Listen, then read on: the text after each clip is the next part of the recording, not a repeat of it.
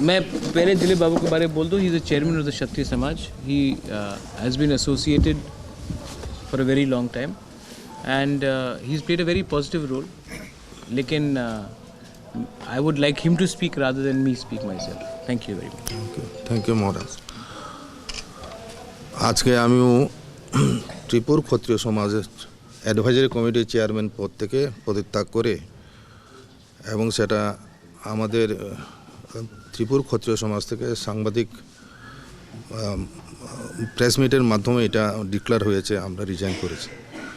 এখন থেকে আমি অনেকদিন ধরে ভাবছিলাম যে আমার চাকরি জীবন থেকে আমি অবসর নিয়েছি 2018 নভেম্বরে, এবং আমি এই প্রথমবার কোনো পলিটিক্যাল পার্টিতে যোগদান করছি ডাইরেক্ট পলিটিক্সে.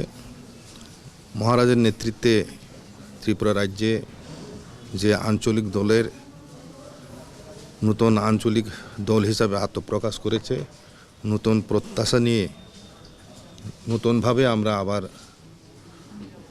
ত্রিপুরা রাজ্য গড়ার কাজে অংশগ্রহণ করতে যাচ্ছি. এবং এটাকে নিয়ে কারোর মনে কোনো আশঙ্কা থাকা উচিত নয় যে মহারাজের নেতৃত্বে যে আঞ্চলিক দল ত্রিপুরার শান্তি সম্প্রীতির জন্য আশঙ্কার কারণ হবে, এমন ভাবা উচিত নয়. এই ধরনের মনোভাব বা মত পোষণ করা উচিত নয়. আমরা এখন বিশ্বাস রাখি যে মহারাজের নেতৃত্বে আঞ্চলিক দল হোক,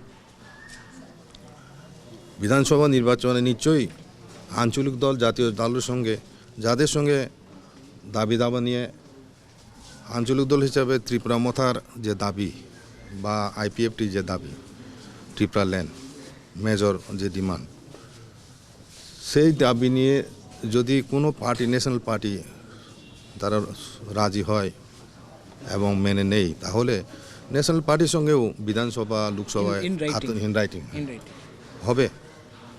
এবং এটা এটা নতুন কিছু নয়. ভারতবর্ষের রিজনাল পার্টির অভ্যুত্থান এবং সর্বত্রই এখন তারা সব রাজ্যেই আঞ্চলিক দলের নেতৃত্বে বিভিন্ন রাজ্যে রাজ্য সরকার গঠিত আছে এবং রাজ্যের রাজনীতিতে একটা বিশাল ভূমিকা রয়েছে আঞ্চলিক দলগুলো. কাজেই শুধু এটা ত্রিপুরা নতুন কিছু নয় বা ভারতবর্ষের অন্যান্য রাজ্য থেকে এটা বিচ্ছিন্ন কোনো ঘটনা নয়. এবং ত্রিপুরার একটা ঐতিহ্য রয়েছে যে সাম্প্রদায়িক সম্প্রীতি, এবং আমাদের মহারাজদের রাজন্য যুগে যে সেকুলারিজম কি, সেকুলারিজম আমাদের ত্রিপুরা রাজ্যের প্রথম লিখিত যে সংবিধান, যেটা 1942-তে চালু হয়েছিল, এবং সেটাই এশিয়া মহাদেশের প্রথম লিখিত সংবিধান বলে স্বীকৃত. সেই সংবিধানে একটা পিলার ছিল সেকুলারিজম. সেকুলারিজম কোনো একটা ওয়ার্ড নয়, সেই সেকুলারিজম ত্রিপুরা রাজারা দেখিয়ে গেছে.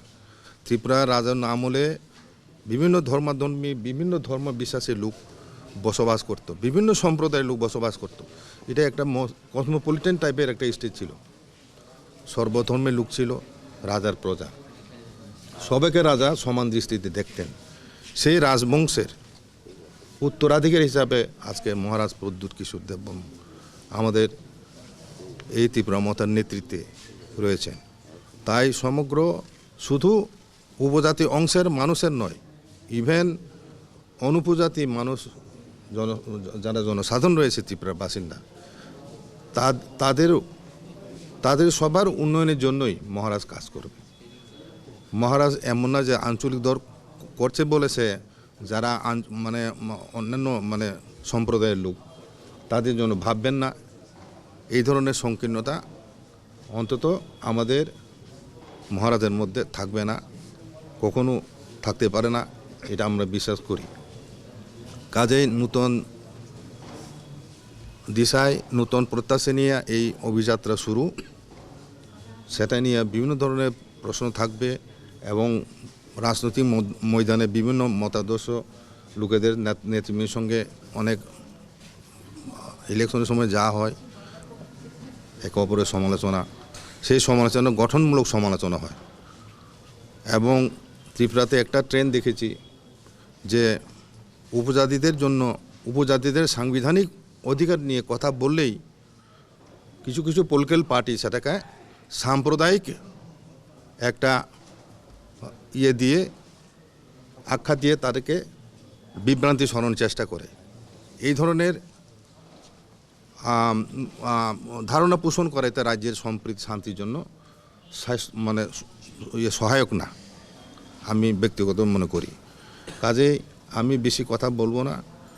ত্রিপুর ক্ষত্রিয় সমাজের যারা আছেন, আমাদের ট্রেডিশনাল হোদা হিসাবে যে গ্রামে গ্রামে চৌধুরী আছে, তাদের সবাই কাছে আমি বলতে চাই যে আমাদের গঠনতন্ত্র অনুসারে ত্রিপুর ক্ষত্রিয় সমাজ একটা নন পলিটিক্যাল প্ল্যাটফর্ম, এবং গঠনতন্ত্র অনুসারে কোনো পদাধিকারী লোক সরাসরি রাজনীতি যদি যোগদান করতে চায় তাহলে তাকে পদত্যাগ করতে হবে।